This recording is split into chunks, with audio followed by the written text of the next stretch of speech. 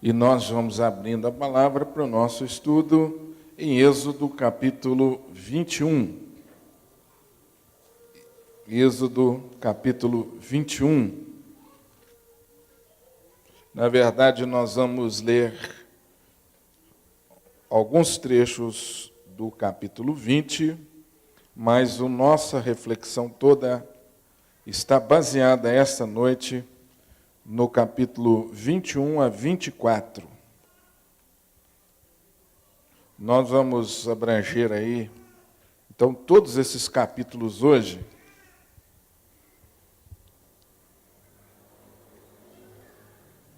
Êxodo capítulo 20 foi o estudo da última quarta-feira, os 10 mandamentos. E nós estudamos mandamento por mandamento na quarta-feira. Nós vimos o que significa para nós hoje cada um desses mandamentos. Como que eu vou aplicar esse mandamento que foi dado há tantos e tantos anos atrás na minha vida hoje? Então nós vimos isso, mandamento por mandamento. O capítulo 20.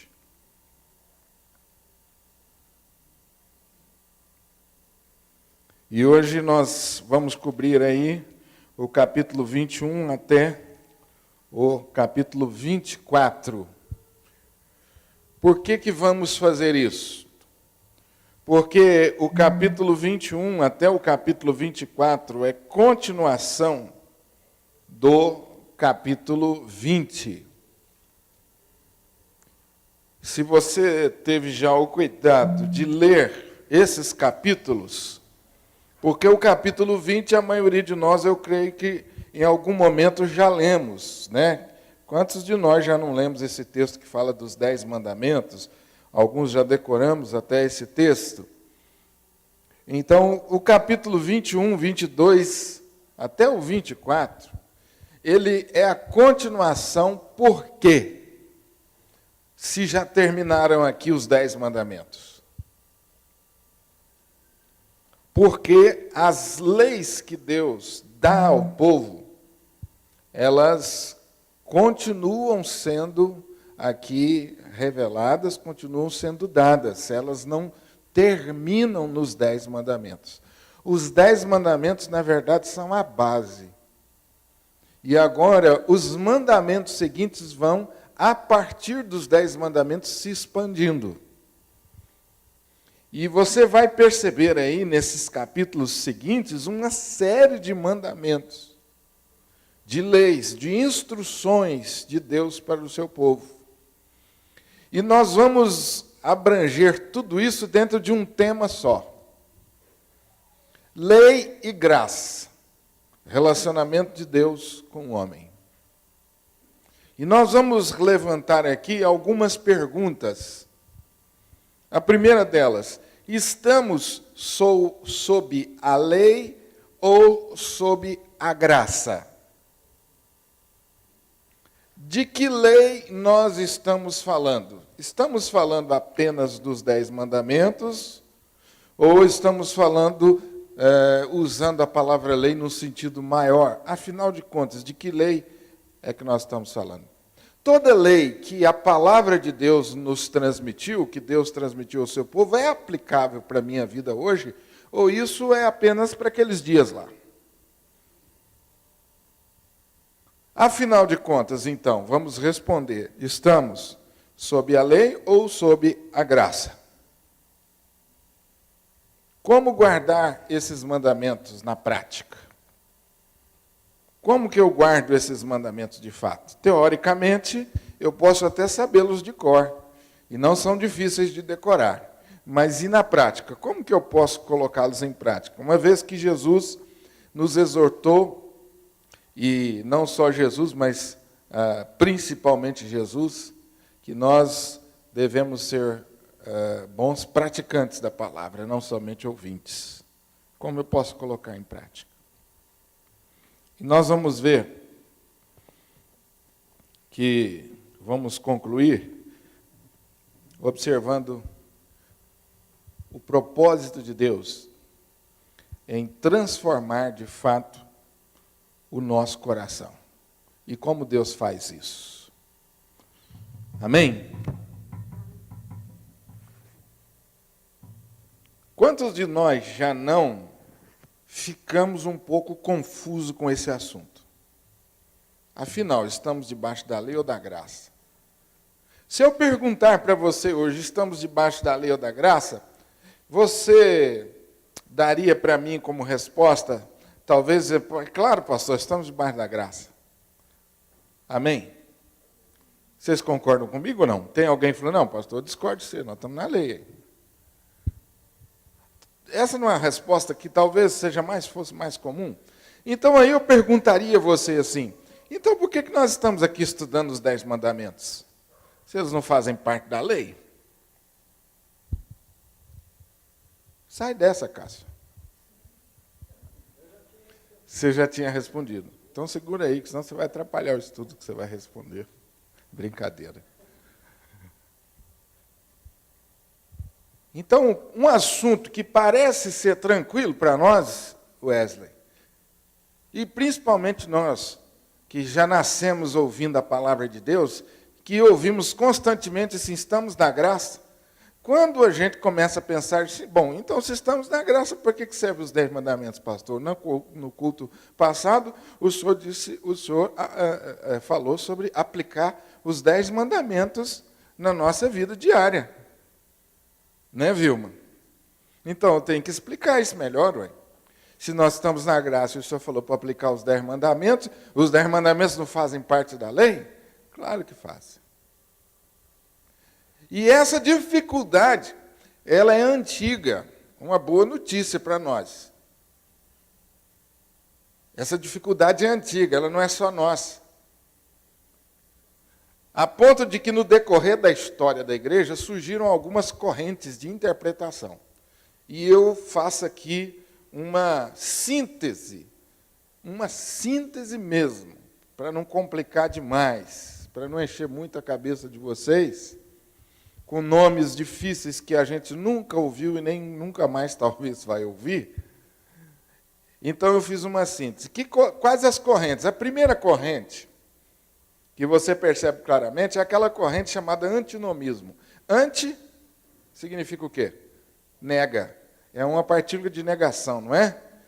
Nomismo. Nomismo vem do grego nomia, lei. Então, a corrente dos antinomistas era aqueles que eram contra a lei. Eles diziam o seguinte, nós estamos na graça. E não existe nenhuma relação nossa com a lei. Nós não devemos nada mais à lei. Nós somos regidos apenas pela graça. A lei de Deus, os 10 mandamentos, não têm nenhum papel na vida do cristão, porque fazem parte da lei, isso é passado. Nós agora estamos só na graça. Nesse caso, o coração do cristão torna-se o seu guia, e a lei torna-se dispensável. Então a ideia é a seguinte, Daniel, se nós não temos mais nada a ver com a lei, e é graça, então, o seu coração falar que você deve fazer, você faz. O meu coração falar, para onde ele inclinar, eu vou. E interessante como, de vez em quando, a gente é um pouco antinomista. Quando a gente diz assim, ô irmão Jário, eu estava para tomar uma decisão, e aí eu orei, e eu senti no coração, e fiz. Já ouviu essa frase? Eu senti no coração e fiz. Quem foi seu guia, então? Isso numa avaliação superficial, né? Parece que o seu guia, naquele momento, foi o quê? O seu coração, a sua intuição. Entenderam? Isso é um antinomista. Pode falar.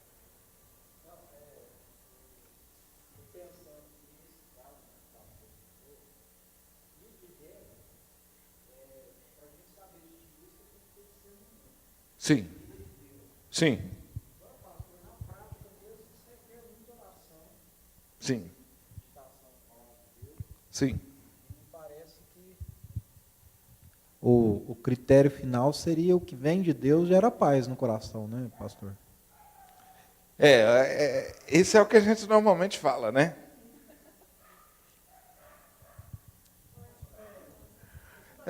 Eu não. Ah, Quem é certo não precisa de lei. aham. Então, vamos supor, eu sou casado, tenho 18 anos, sou fiel à minha esposa, não é por causa da lei. É por causa do meu amor a Deus e a minha esposa. Então, eu não preciso de lei, Tá. porque a lei é para aquele que eu acho que é o errado. Sei. O certo não precisa de lei. E você nunca errou, não? Eu errei já, ué.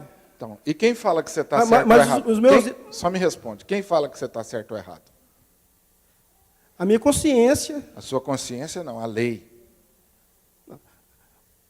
eu acho que é a minha consciência. À medida que eu acredito em Deus, Então você fura o sinal vermelho e você vai ver que o guarda vai te multar. E quem te multou foi o quê? Ele vai falar que você está errado por causa do quê? não, por causa da lei. Mas a Entendeu? lei é para os errados. A pessoa que procura viver Então, certo, não. não, você, de certa forma, não estou discordando de você, não. Você vai ver para que serve a lei. Só que, deixa eu responder sua pergunta, que não é o assunto, mas só para passar. A graça não anula a lei. Então, vocês estão respondendo aí já na frente. Eu estou mostrando para vocês como que esse assunto, ao longo do tempo, foi complicado e os cristãos tomaram posições em relação a isso. A primeira posição foi o seguinte, nós estamos na graça, nós não temos nada a ver com a lei, agora, se nós estamos na graça, o seu coração é o seu guia, ele é que vai dizer. Essa história da gente falar assim, eu senti paz. Sejamos bem sinceros, tem hora que você peca, que você não sente paz, não?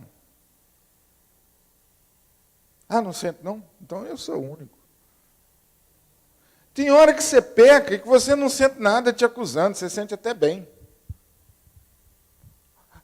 A inquietação vem depois. Certo? Você entendeu? Quando Deus mandava o israelita, eu não queria entrar nesse assunto, mas vamos só dar uma pincelada. Quando Deus mandava o israelita, que periodicamente, ir lá no quintal dele, separar uma ovelha, a melhor ovelha, ele teria que separar com muito cuidado. Pegar aquela ovelha, entregar na mão do sacerdote e observar o sacerdote sacrificar e derramar o sangue dela. Que sensação ele tinha? De paz? Primeiro momento.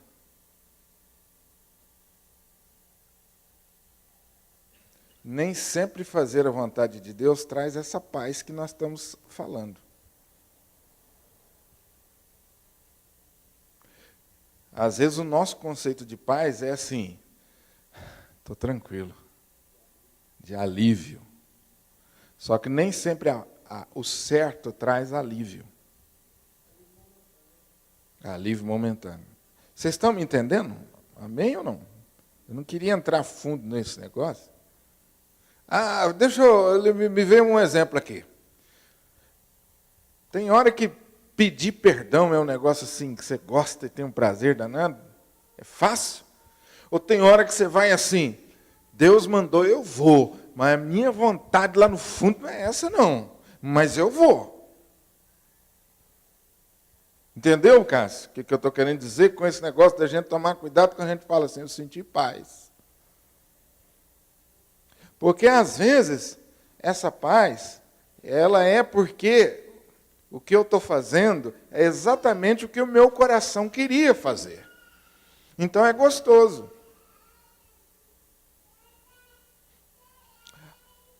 Às vezes, fazer a vontade de Deus é uma coisa que mexe profundamente com a nossa natureza pecaminosa. E, no momento, isso não traz paz. Isso traz inquietação, choro, é difícil, dói. Agora, com o passar do tempo, isso vai trazer paz. Então, você tem que tomar cuidado quando você fala assim, eu fiz isso porque eu senti paz no coração. Cuidado. Que paz é essa? Amém? Então, esse não é um assunto, mas é um bom assunto. Legalismo ou moralismo? O que é o legalismo? É o contrário do antinomismo. O antinomismo diz assim, ó, o negócio é o coração, não tem lei. O legalismo dizia o quê? Enfatizava o contrário, a lei em detrimento da graça. Nesse caso, a obediência não é fruto da graça, uma evidência da fé, mas uma tentativa de agradar a Deus e de se adquirir mérito diante dele. É fácil de você encontrar exemplos. É só você abrir o Novo Testamento que você vai ver os chamados fariseus. Eles eram legalistas. Por quê? Eles não obedeciam à lei como fruto da fé em Deus. Eles obedeciam à lei como meio de merecer o favor de Deus. Tranquilo aí? Ah, não. Deu para perceber a diferença? Há uma diferença entre você obedecer a Deus por amor, por fé, e uma diferença de você obedecer para merecer alguma coisa, para conquistar alguma coisa. Sim ou não? Vamos pegar um exemplo claro? Todos os domingos a gente obedece a Deus trazendo nossos dízimos e ofertas. Você faz isso por fé, por gratidão, ou você faz assim, eu vou trazer meu dízimo, que essa semana o negócio está arrochado. Deus, eu vou dar meu dízimo, mas o Senhor também ajeita meu lado essa semana aí. Entendeu? Sim ou não? Tranquilo ou não? Viu a diferença entre você obedecer pela fé, por amor, por gratidão a Deus, do que você? E se Deus falar assim, meu filho, você vai continuar passando aperto. E como é que vai ficar a sua obediência a Deus? Então, se o senhor não mudar a minha vida, ou se o senhor não mudar a minha realidade financeira, eu vou parar de dar o dízimo. E a gente acaba fazendo esse tipo de coisa em todas as áreas da nossa vida. Amém? Duas correntes extremas. Uma disse, ó, nada de lei mais, acabou, nós estamos no Novo Testamento, é graça. E a outra falava assim, não, tem lei sim. E você tem que obedecer a Deus, porque se você não obedecer, Deus não te abençoa. E Deus só vai te abençoar na medida que você obedece. Você concorda com isso? Que Deus vai te abençoar na medida que você obedece? Você concorda? Você assina embaixo? Hein? Eu não assino embaixo, não, porque se Ele me abençoar na medida que eu obedeço, eu estou lascado.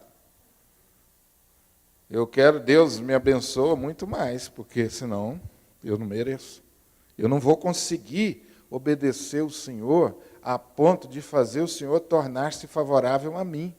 Porque a minha natureza pecaminosa e os meus pecados são muito maiores do que a minha bondade. Não dá. Quase nada, né? Entenderam isso aí, gente, ou não? Tranquilo ou não? A terceira corrente é o dispensacionalismo. Esse é mais moderno, é mais próximo a gente. Esse é um movimento mais recente. Enfatiza a graça em detrimento da lei. Essa forma de abordagem surgiu no século XIX,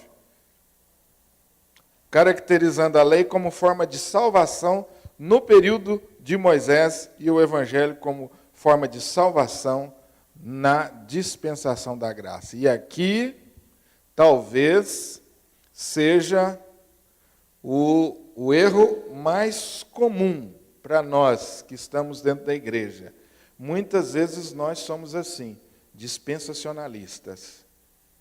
Por quê? Você fala assim, pastor, a lei salvou o povo no tempo de Moisés. A graça salva o povo no tempo da igreja. Ponto final. Então você pega a Bíblia e divide em duas partes. Velho Testamento, quem viveu naqueles dias é salvo pela lei. E Novo Testamento, igreja, quem viveu nesses dias é salvo pela graça. Esse é o dispensacionalismo. Parece demais que está certo, mas não está. E é aqui que eu falo para vocês que às vezes nós ficamos meio confusos, porque muitas vezes nós somos assim, dispensacionalistas. Na quarta-feira próxima passada, eu falei muito sobre isso com os irmãos. Que a gente diz assim, não, antigamente o povo era salvo pelas obras, pela lei. Agora não, nos nossos dias o povo é salvo pela graça. Tá certo?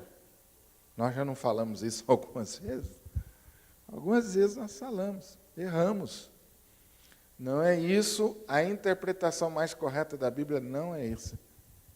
Abraão creu, e isso lhe foi imputado como justiça.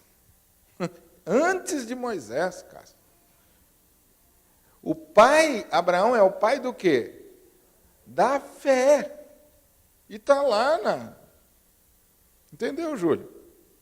Como a gente, às vezes, dispensacionaliza esse relacionamento com Deus, Deus nunca mudou a sua forma de tratar o homem. Ele é sempre o mesmo. Por isso que nós fazemos essa confusão entre lei e graça. Mas vamos para frente que, se Deus quiser, você vai entender melhor isso, pelo menos vai caminhar um pouquinho mais dentro. Por que é importante saber isso? Esse negócio não é coisa de seminarista, não, pastor? Esse assunto, por que nós estamos estudando isso? Porque, meu irmão, isso está ligado com a forma de nós vermos a vida. As implicações da forma como entendemos a relação entre lei e graça vão muito além do aspecto intelectual. Esse entendimento vai, na verdade, determinar toda a forma como alguém enxerga a vida cristã e que tipo de comportamento ou de ética esse cristão terá na sua caminhada. Se você é um antinomista, você vai ter um estilo de vida. Se você é um legalista, você vai ter um estilo de vida. E se você é um dispensacionalista, você vai ter um estilo de vida. Porque esse entendimento está ligado com o seu próprio estilo de vida, com a sua própria visão da vida cristã, com a sua própria visão de Deus, com a própria visão de como Deus se relaciona com você.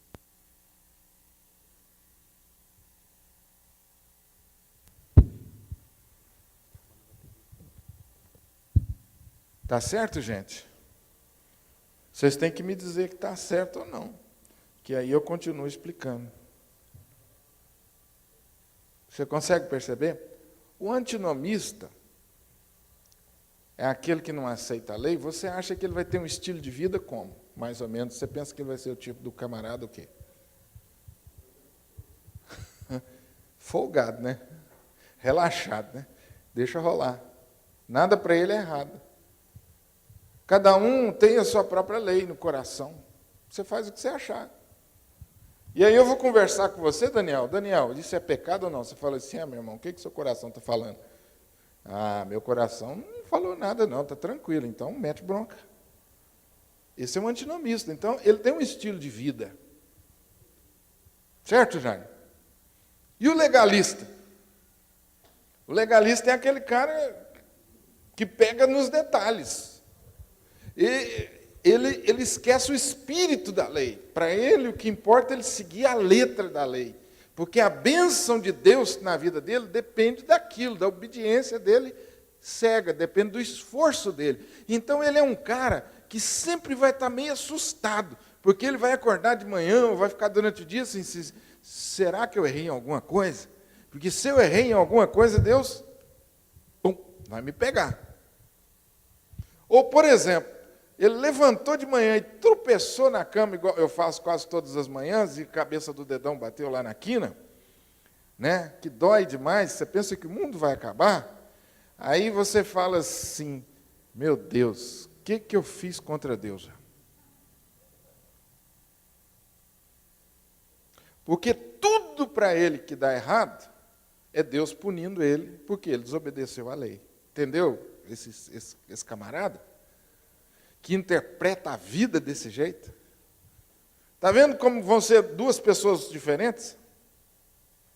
Alguém queria? Sim. Não. Então não. De alguma forma eles aparecem.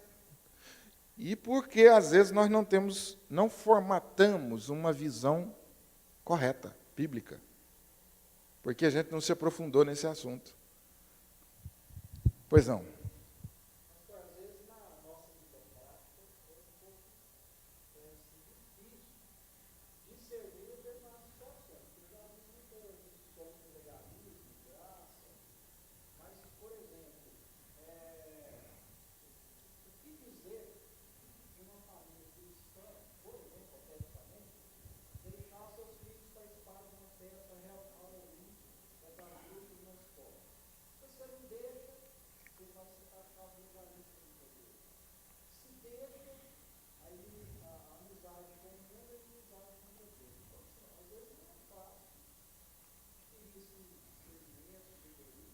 Não. Realmente não é fácil. Agora, nem todas as situações elas são resolvidas assim. Tem certa situação que não é uma questão de você ser legalista ou de você ser antinomista. Às vezes tem até a ver com o seu conhecimento. A festa do Halloween, por exemplo, eu não sabia nada do Halloween. Até que os meus filhos começaram a ir e eu vi muita gente falando que aquilo era a festa da bruxa. Eu fui pesquisar. Aí eu tomei uma posição. Fiz um estudo e fui lá conversar com a diretora do colégio. Ela concordou comigo e dispensou meus filhos, mas ela falou assim, pastor, eu não posso mudar a escola, mas isso está certo. Mas eu tive que estudar, porque antes, se eu não estudasse, eles iam. Agora, vamos para frente que vocês vão entender melhor. Pois não.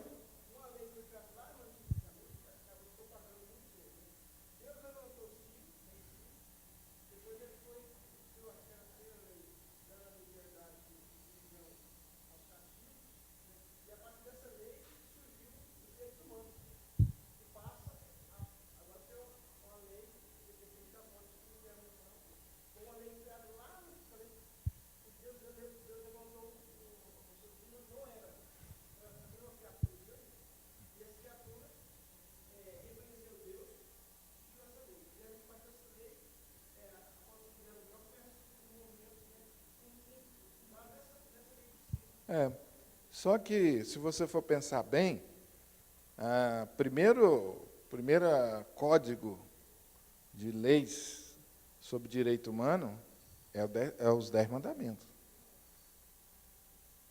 Então, o que Ciro fez foi nada mais, nada menos do que copiar. A literatura oficial jamais vai reconhecer isso. Quando Deus deu os 10 mandamentos, Ele deu para a nação que Ele escolheu como povo particular dele. Para quê? Para que todas as nações olhassem e aprendessem com Israel como que eles deveriam servir a Deus e ao próximo. Por isso Jesus resumiu a lei em dois aspectos. Ama a Deus de todo o coração e ao próximo como a ti mesmo. Porque os 10 mandamentos podem ser divididos em duas partes. A nossa relação com Deus e a nossa relação com o próximo. Ali você está sintetizado tudo que uma nação precisa para ter um alto nível de relacionamento humano. Tudo. O problema é que o homem não aceita, rejeita. Vamos para frente? Eu coloco no primeiro ponto aqui um exemplo do que eu estou falando para vocês. Um escritor, estudioso sobre o assunto, na década de 60, fala de uma ética que ganhou muita destaque chamada ética situacionista. Esses escritores, ou esse grupo dentro da igreja, se levantou contra as leis, contra regras e contra os princípios gerais, propondo uma nova moralidade. Esse movimento propõe que a ética das Escrituras não é absoluta. Depende da situação. Onde vai dar isso? Nessa visão, a lei não tem mais qualquer papel determinante na nossa vida cristã, na nossa ética, no nosso comportamento. O que determina é o princípio do amor. Conclui o movimento. Exemplo, questão do aborto, no caso de estupro, você pode aprovar, porque nessas circunstâncias é um ato de amor baseado no princípio do amor à mãe que foi estuprada. Pena de morte, ela não se encaixa por causa do amor ao próximo. O divórcio passa a ser aceitável pelo mesmo princípio. Não está tendo amor mais, para que ficar junto? Homossexualismo, que é um tema atual, tem que aceitar. Por quê? Porque eles se amam, estão se sentindo bem. Então, essa ética, chama-se situacionista, ela preconiza o seguinte: o princípio geral para você fazer as suas escolhas é o amor. E isso é relativo, ou seja, você tem um contexto de vida e uma situação, eu tenho outra. O princípio para nós dois é o amor, mas ele, ao mesmo tempo, é relativo, porque depende da sua situação e depende da minha. Então, isso foi muito divulgado uma época dentro da igreja. Eu estou pegando para você um exemplo para você ver como que esse entendimento, lei, graça, afeta a nossa vida. Vocês vão falando amém, gente. Então, vamos lá.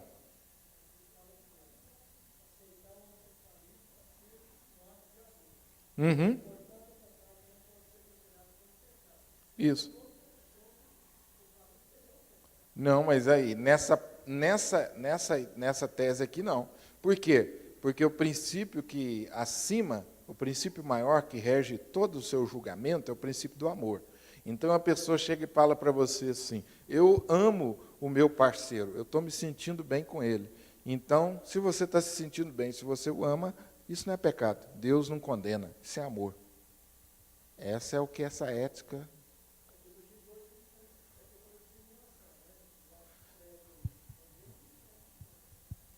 Não, mas aqui nós não estamos discutindo homossexualismo, nós estamos discutindo o que essa tese. Ok? E essa ética situacionista, ela está em voga hoje. Segundo essa ética. Você não está entendendo? Não é segundo a ética, não estou defendendo isso, não. Você viu o texto aí? Não. Estou falando da ética situacionista, que é um exemplo, que a pessoa... Ok? Fica ligado aí.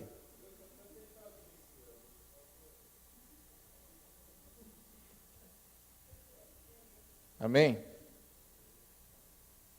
Vocês estão cansados, gente? Vamos mais um pouquinho ou não? Que lei é essa que nós estamos falando? Os 10 mandamentos só? Aí que você... É importante que você leia o capítulo 21, que nós não lemos, porque não vai adiantar eu ler só o capítulo 21, nós íamos ter que ler o 22, o 23. Veja no capítulo 21, algumas Bíblias têm título. Na minha Bíblia, por exemplo, tem assim: lei acerca dos servos. O que tem na Bíblia de vocês? Lei acerca dos servos e dos homicidas. Na minha Bíblia tem lei acerca dos servos e mais à frente tem lei acerca da violência, que é a mesma coisa. Depois, no capítulo 22, tem leis acerca da propriedade. Está na Bíblia de vocês o quê? Propriedade. Depois vem leis civis e religiosas, do capítulo 22, versículo 16. Imoralidade da idolatria. A idolatria já ligada às atividades religiosas. Depois, no capítulo 23, vem aí o juízo sobre o testemunho falso e a injúria. Depois vem os deveres dos juízes. Depois vem a lei do ano sabático, no capítulo 23, versículo 10. Ok? Então, depois dos 10 mandamentos, vieram uma série de outras leis que podem ser divididas em 3 áreas. Quais são? Lei civil ou judicial. Representa a legislação dada à sociedade israelita ou à nação de Israel. Define o que é crime contra a propriedade e qual será a punição se você construir dentro do meu terreno. Lei religiosa ou cerimonial. Representa a legislação levítica do Velho Testamento. Por exemplo, como que eu vou oferecer o meu sacrifício a Deus? De que maneira? Quais são as recomendações ou orientação de Deus para o sacrifício? Aí vem uma série de leis. O livro de Levítico detalha cada uma dessas leis. Terceiro lugar, a lei moral. Representa a vontade de Deus para o ser humano no que diz respeito ao seu comportamento e aos seus principais deveres. Então, quando a gente fala em lei de Deus, nós não estamos pensando rigorosamente apenas nos 10 mandamentos. Nós estamos pensando nas leis civis, que envolvem propriedade, nas leis que envolvem o relacionamento do homem. Nós estamos pensando na lei que dirigia toda atividade religiosa, ok? E nós estamos pensando na lei moral. Então, basicamente, todas as leis que Deus promulgou e revelou, elas podem ser divididas nessas 3 áreas. Não apenas 10 mandamentos. Os 10 mandamentos se encaixam aonde? Na lei civil, na lei cerimonial ou religiosa, ou na lei moral? Sim, mas predominantemente aonde? Na lei moral. Predominantemente na lei moral. É por isso que você pode ler os 10 mandamentos e aplicar para a sua vida hoje. Vamos ver mais na frente um pouquinho isso. Porque aí vem a pergunta.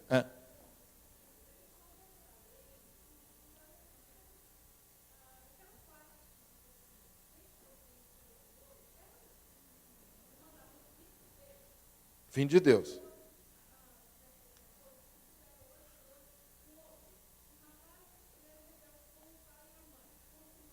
Uhum.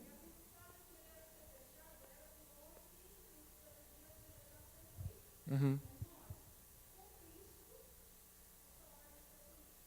Vamos ver isso aqui. Nós vamos ver isso aqui. Por isso vem a próxima pergunta. Qual que é a próxima pergunta do estudo? Todos esses tipos de lei valem para hoje? Então aí vamos. A lei civil tinha a finalidade de regular a sociedade civil do Estado, o quê? Democrático? Teocrático. Presta atenção nesse detalhe aí, que é aqui que muita gente tem problema. O Estado não era democrático, não tinha eleição. Era Deus falou e nós vamos cumprir. A ordem vinha direto de Deus, por isso ele é Theos, Deus, para o povo. Então, a lei civil tinha a finalidade de regular a sociedade civil do Estado teocrático de Israel. Como tal, não é aplicável normativamente à nossa sociedade. Respondi sua pergunta. O Estado nosso hoje é democrático, ele não é. A nossa presidente, ela não vai para o monte para saber a vontade de Deus para depois falar para a nação. Ela vai para outro monte. Os nossos governantes não falam assim: Eu orei muito e a partir de hoje vai ser assim, porque Deus me revelou. Ninguém fala. Pelo contrário, nosso governante fala assim, gente, eu estou pensando em mudar isso e isso. Mas eu queria ouvir vocês, então vocês vão votar. Se a maioria decidir, muda. Se não decidir... Então, esse governo é chamado do quê? Democrático. Do povo, teoricamente, é o governo do povo. Né? O pastor Robert Klein falou assim, que democrático é do demo. Tem hora que a democracia leva a gente para o buraco, né? Porque Pilatos foi fazer democracia e Jesus parou na cruz, né? Quem que vocês querem que crucifique? Vamos fazer uma votação. E a multidão votou crucificar Jesus, né? A democracia ali foi uma droga. A lei religiosa. Bom, nós já vimos a lei civil, não se aplica. E a lei religiosa? Tinha a finalidade de imprimir nos homens a santidade de Deus e apontar para onde? Para o Messias, Cristo, fora do qual não há esperança. Como tal, foi cumprida com a vinda de Cristo. Então, ela não se aplica. Porque o objetivo dela era dizer, olha, vai vir o Jesus, aponta para ele. Quando ele veio, essa lei já não tem mais aplicação para hoje. A lei moral tem a finalidade de deixar bem claro ao homem os seus deveres, revelando suas carências e auxiliando-o a discernir entre o bem e o mal. Como tal, é aplicável em todas as épocas. E por quê? Porque ela tem finalidade de deixar bem claro ao homem de qualquer época quais são os seus deveres para com Deus. E tem a finalidade também de mostrar para ele como ele precisa de Deus. E tem a finalidade também a ele de ajudá-lo a fazer as suas escolhas. Então, nesse caso, ela serve para nós hoje. Assim sendo, é fundamental, agora vai a resposta, hein? Presta atenção da pergunta que eu fiz para vocês no começo. É fundamental, ao ler o texto bíblico, saibamos identificar a que tipo de lei o texto se refere e conhecer, então, a aplicabilidade dessa lei ao nosso contexto. As leis civis e cerimoniais não têm caráter normativo para o povo de Deus em nossos dias, ou seja, para a igreja. Ainda que possam ter outra função, como, por exemplo, ensinar-nos princípios gerais sobre a justiça de Deus. Portanto, a lei que permanece vigente em nossa e em todas as épocas é a lei moral. Ela valeu para Adão, assim como vale para nós hoje.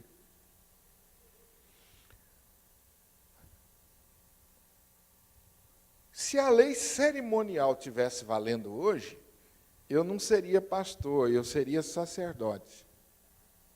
E eu estaria aqui hoje sacrificando animais no nome de vocês. Cada um de vocês tinha que entrar aqui hoje trazendo uma ovelhinha lá do... E eu ia sacrificar, e aí ia ter uma separação aqui, né? Vamos supor que o Júlio fosse sacerdote também. Então, aí nós íamos dividir a tarefa, porque tinha as tarefas lá. O sumo sacerdote é o que entrava. Isso era lei. Se alguém desobedecesse, morria. Agora, hoje é assim? Não, isso. Mas está na Bíblia. Mas quando você lê, você vai fazer o quê? Ah, isso aqui é lei cerimonial. Como a pergunta da Vilma disse, era uma lei civil. Para aqueles dias, no Estado democrático. Para nós, não aplica mais hoje. Não é nem, sabe, Vilma? Porque Cristo veio. É porque aquela lei era civil, para um povo de uma época específica, no Estado teocrático. Você não precisa nem usar o argumento de que Jesus já veio e Jesus falou que não é mais olho por dentro. Você não precisa nem usar esse argumento, embora ele seja válido para nós como crentes. Mas você poderia estar discutindo hoje com uma pessoa que não conhece Jesus e ele perguntasse, você ouviu, mas no Velho Testamento diz que é olho por olho, dente por dente. Então, o meu amigo, meu vizinho lá, me ofendeu e eu vou dar o troco. Aí você fala assim, não, meu irmão, isso não está na Bíblia. Ele vai falar assim, não, está aqui no Velho Testamento. Como é que você ia explicar isso para ele? Ele não tem Jesus? Aí você fala assim, olha, aquela lei foi para o Estado teocrático lá mais de 4.000 anos atrás. Não tem nada a ver com a sociedade de hoje. Você está lendo a Bíblia errado. Você está interpretando a Bíblia errado. Grande parte das confusões são por falta de critério na interpretação. É aquele negócio de você fazer da Bíblia horóscopo. Deus fala comigo hoje, aí abre um texto lá no Novo Testamento, lá no Velho Testamento. Aí você cai numa lei como essa.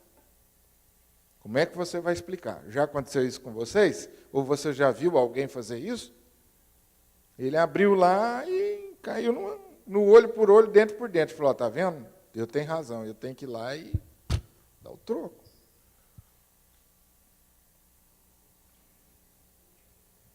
Está complicando ou está explicando?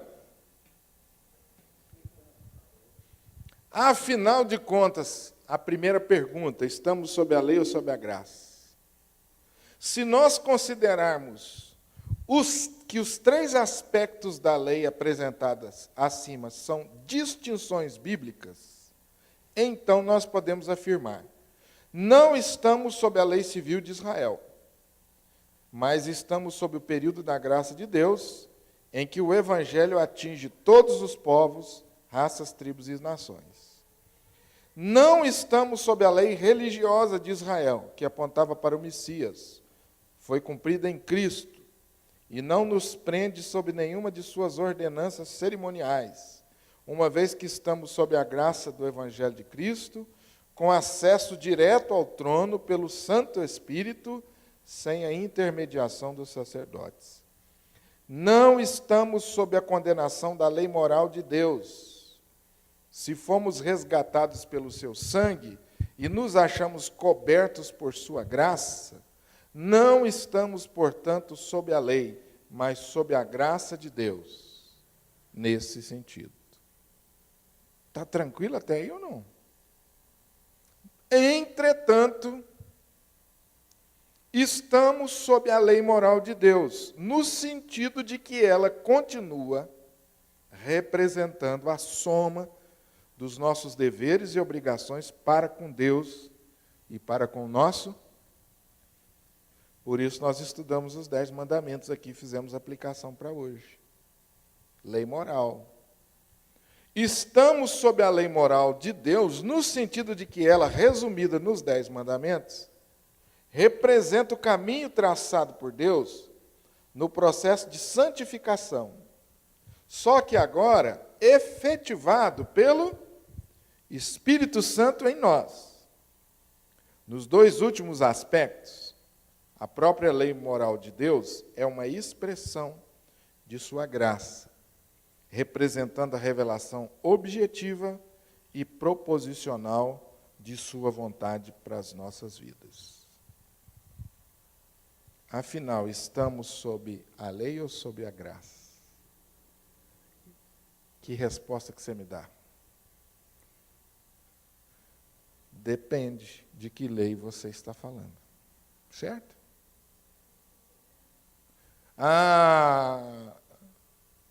Eu estou falando daqueles rituais de sacrifícios lá. Opa, essa lei nós não estamos debaixo dela mais não. Que a lei é cerimonial e ela apontava o cordeirinho que era morto, ele apontava para Jesus. O sangue era derramado para apontar para Jesus. O sacerdote era o nosso intermediário. Agora, com Cristo, isso aí cumpriu. Então, essa lei já não tem aplicabilidade para hoje. Então, nós não estamos debaixo dessa lei. Nós não estamos debaixo da lei moral? Depende. O que você quer dizer? Que nós somos condenados porque nós não conseguimos obedecer os 10 mandamentos, então nós somos condenados? Também não. Porque Jesus cumpriu na cruz do Calvário os 10 mandamentos, no nosso lugar. Então, de que forma nós estamos submissos à lei dos 10 mandamentos? No sentido de que ela mostra para nós maneira de nós adorarmos a Deus, mostra para nós o que Deus espera de nós. Ela é uma base, ela é um caminho para a gente. Pois não.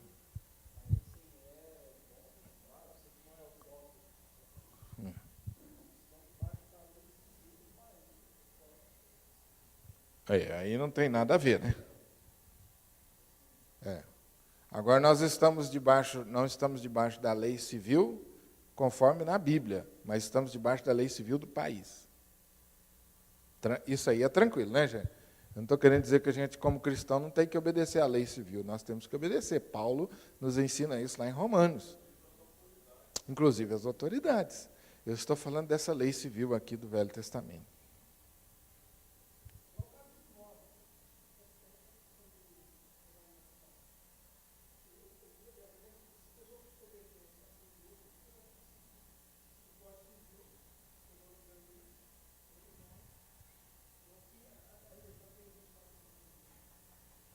Eu não sei.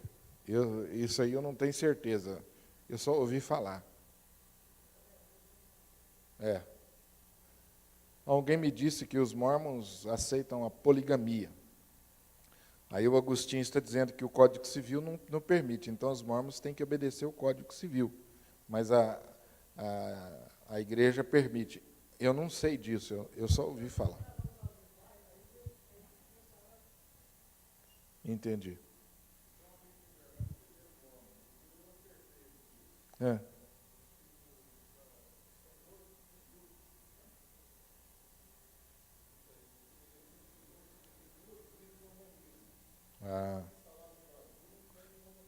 Não aceita. É uma mulher só. Tá certo.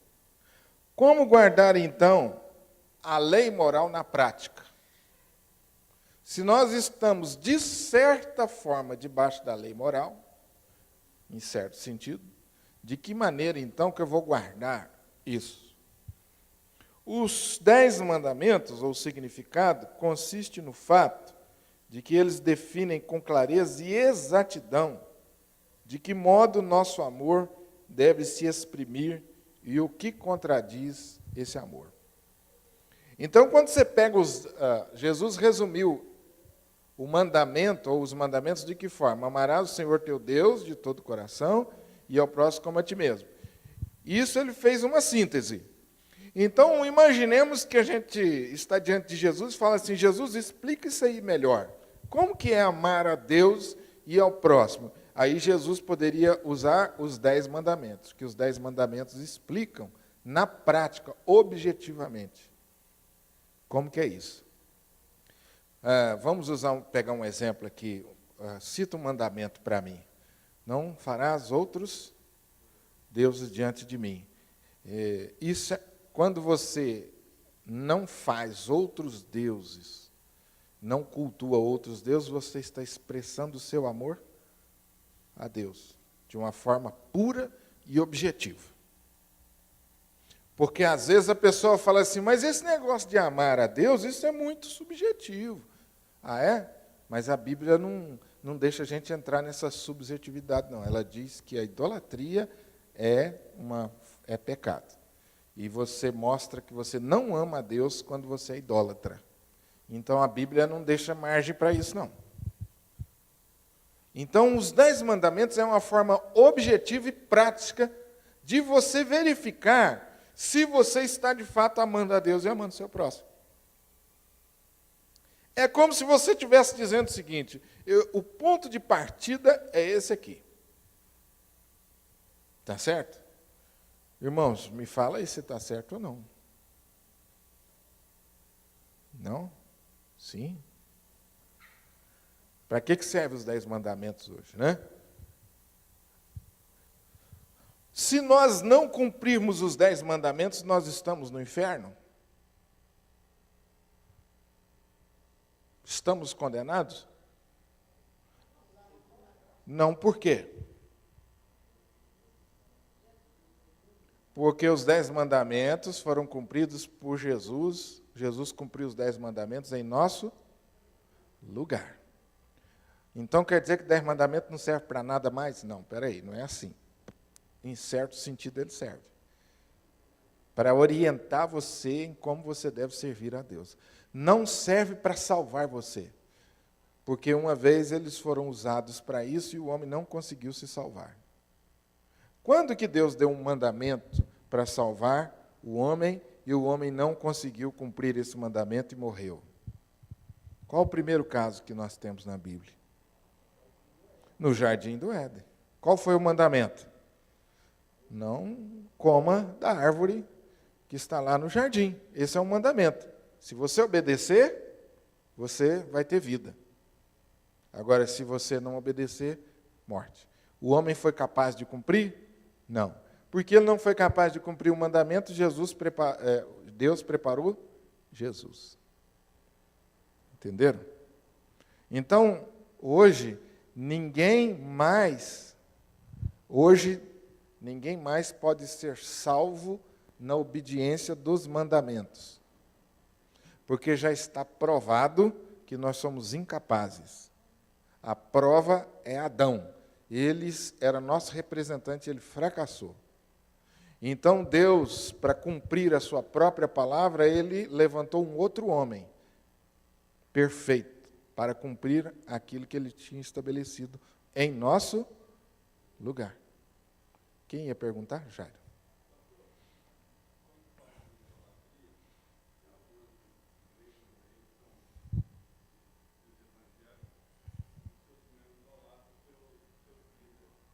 Sim. É uma forma de idolatria. A idolatria não é você só fazer uma imagem de Deus e se dobrar diante dela. É tudo aquilo que você coloca como prioridade na sua vida que não seja Deus. A partir do momento que um líder religioso ocupa o lugar de Deus na sua vida, então você está fazendo dele uma imagem.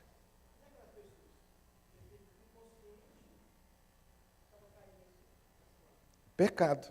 Pecado por ignorância. A Bíblia diz que a ignorância também é pecado.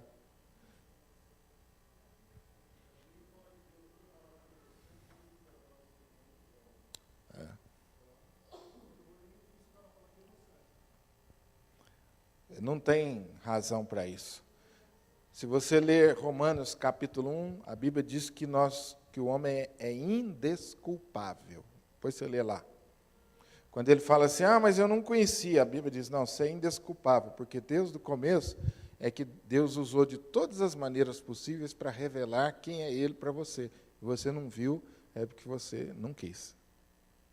Eu não vou ler o texto agora, porque o nosso tempo não dá mais, mas o texto fala isso. De muitas maneiras, Deus mostrou-se ao homem, a natureza, de várias formas. E o homem não quis. Então Deus falou assim, então você é o homem indesculpável. E eu sei que eu vou entrar num assunto polêmico, mas segura aí. Tem muita gente que fala assim, não, pastor, mas isso aí tem exceções. E o índio lá na selva? O índio também é indesculpável. Porque ele tem a revelação dele. E de acordo com a revelação que ele teve, ele vai ser julgado. A Bíblia diz que quem muito foi dado, muito será exigido. Então, quem tem muita revelação, vai ser cobrado muito. Quem tem pouca revelação, vai ser cobrado de acordo com o que ele teve. Então, o índio lá na selva, que ninguém nunca leu a Bíblia com ele, todos os dias o sol se põe e Deus fala com ele. Vai uma noite, vem o dia e Deus fala com ele. O Salmo 119 diz que a natureza fala. Ela é a pregadora de Deus na natureza. Ela prega Deus. Só observar a natureza que o homem tem temor a Deus. Por isso eu tenho muitas dúvidas com esse negócio do ateu. Eu não creio em Deus. Eu acho isso realmente muito difícil acontecer. A pessoa disse assim, eu não creio em Deus, eu nunca vi Deus, eu não creio. É impossível um ser humano, por mais tolo que ele seja, olhar a natureza e não pensar que existe um Deus. Eu não concebo isso. É só você pegar o carro e começar a dirigir, olhar a natureza do seu redor, que você fala assim, não tem condição. Tem um entardecer aqui em Uberlândia que você não precisa nem sair de sua casa, só você olhar o entardecer que você fala assim, não é possível, só Deus para fazer uma coisa maravilhosa como essa. Não precisa nem sair de casa, todo dia Deus prega, todo dia Deus prega. Todo dia. Então, pois não, Daniel.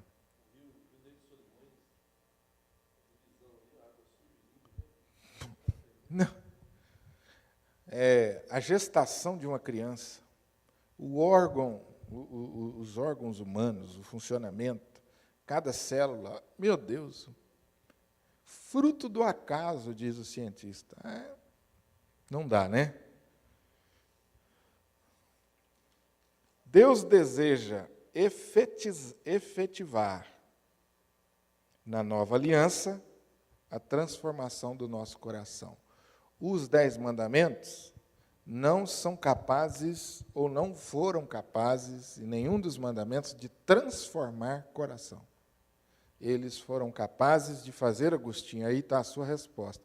A lei, ela só é capaz de apontar o pecado, ela não é capaz de te tirar do pecado e nem salvar do pecado.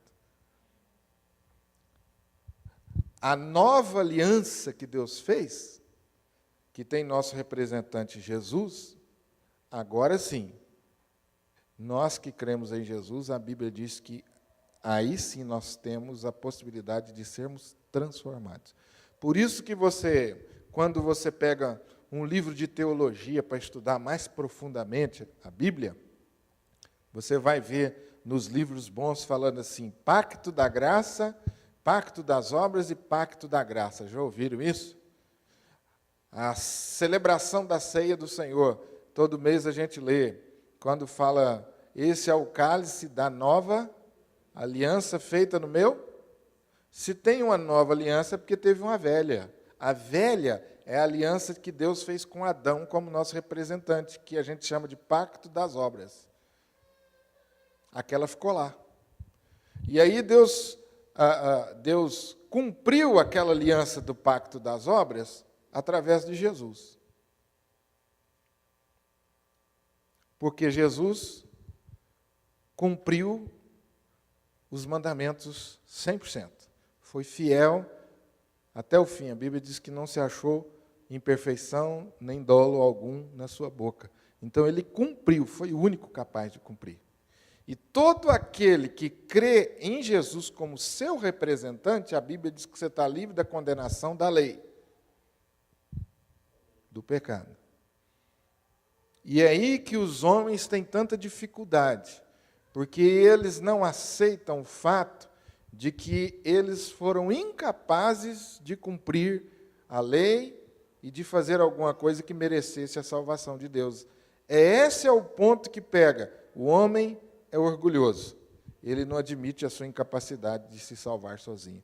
Então ele acha que não, fazendo boas obras eu vou me salvar. Não preciso de Jesus, não. Ele não fala, mas no fundo ele age como se... De vez em quando eu falo isso no domingo à noite, porque no domingo à noite nós temos muitas pessoas que estão ouvindo o Evangelho, que estão aprendendo, que ainda não se decidiram por Cristo, e a gente precisa estar sempre falando sobre isso aí. Se você perguntar para uma pessoa assim, que não conhece o Evangelho, falar para ela assim, você acha que quando você morrer, você vai para o céu? Aí a pessoa fala, eu acho que eu vou. Mas por que você acha?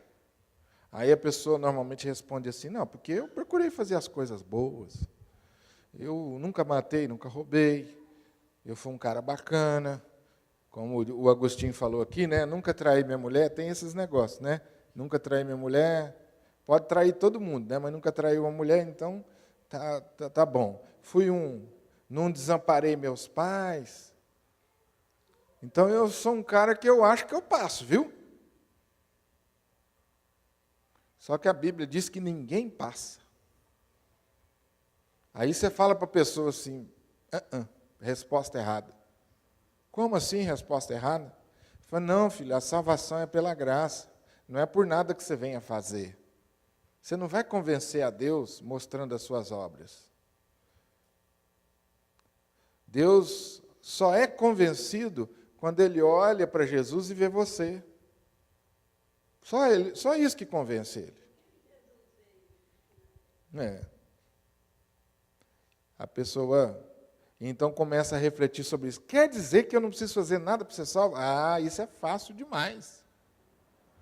Esse é o ponto que pega mais. Por que muitas pessoas resolvem deixar para depois a decisão de seguir a Cristo? Porque eles acham que não dá para entender isso e para aceitar isso. O fato de que eu sou incapaz de salvar, eu sou tão ruim assim, pastor? Eu sou tão ruim assim, nós somos tão ruins que não somos capazes?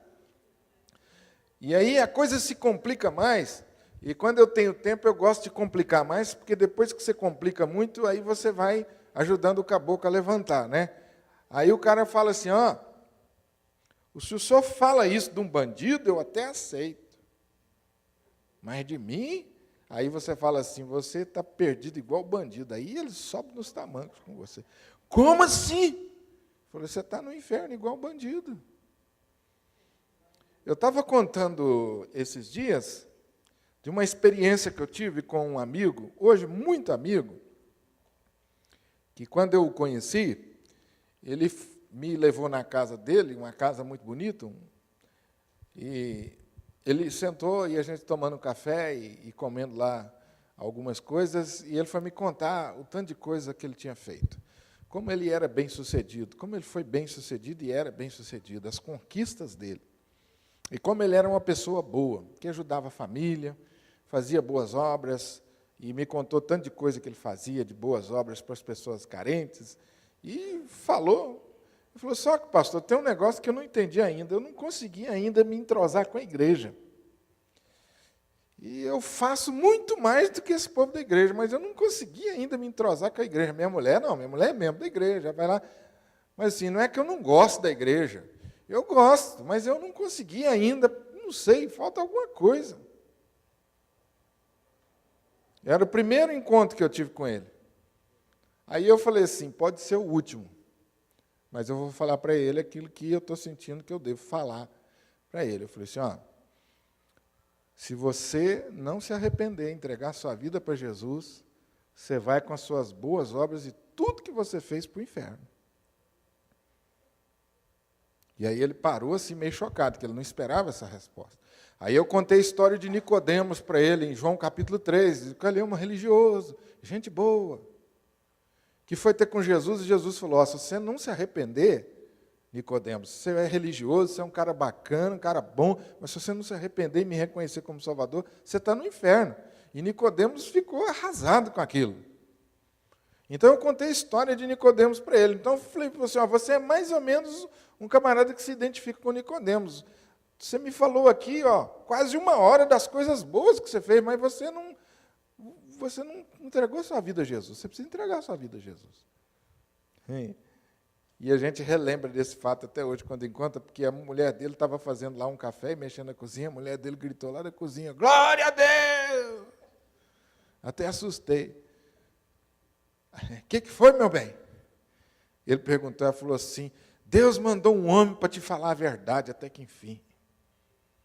E eu não estava entendendo muito bem, não, porque era o meu primeiro contato, mas eu percebi que, de repente, Deus estava me usando na vida daquele homem, com uma coisa simples, mostrar para ele que ele não estava com essa bola toda. E aí ele entregou a vida dele a Jesus, é um bom crente. É um bom crente, graças a Deus. Mas de vez em quando Deus tem que dar uma... Assim como na minha vida e na sua também, né? Porque a gente começa a se achar alguma coisa. A viver na dependência de Jesus é o nosso grande desafio. Começar na dependência e continuar na dependência, cabecinha abaixo, e crendo de fato que nós dependemos de Jesus para tudo, porque se a gente tirar os olhos dele 1 minuto, nós o desagradamos profundamente. Os homens têm dificuldade com isso. Eles querem viver debaixo da lei. Eu sou capaz de ser um cara bacana, eu sou capaz de ser um cara bom, e quando Jesus me parar lá na porta do céu, eu vou mostrar meu currículo para ele, eu quero ver, eu vou entrar. Que o céu só entra gente boa. Então os homens insistem nisso, nas boas obras. A maioria das religiões são centralizadas nas boas obras. Observe isso. Esse é o grande desafio. Lei e graça. Eu tentei mostrar para vocês como que a gente vai conciliar isso. Depois vocês dão uma lida novamente nisso aqui, e se vocês tiverem dúvida, podem trazer para quarta-feira, porque como vocês viram aqui, eu disse aqui no momento do estudo, as implicações disso para a sua vida. Você é salvo, meu irmão, por causa da graça de Deus. Ponto final. E os mandamentos, eles apenas existem para ajudar você a seguir a Jesus e agradá-lo em todas as coisas. Mas eles nunca serão capazes de salvar você. E você nunca será capaz de obedecê-los 100%. Que Deus nos ajude.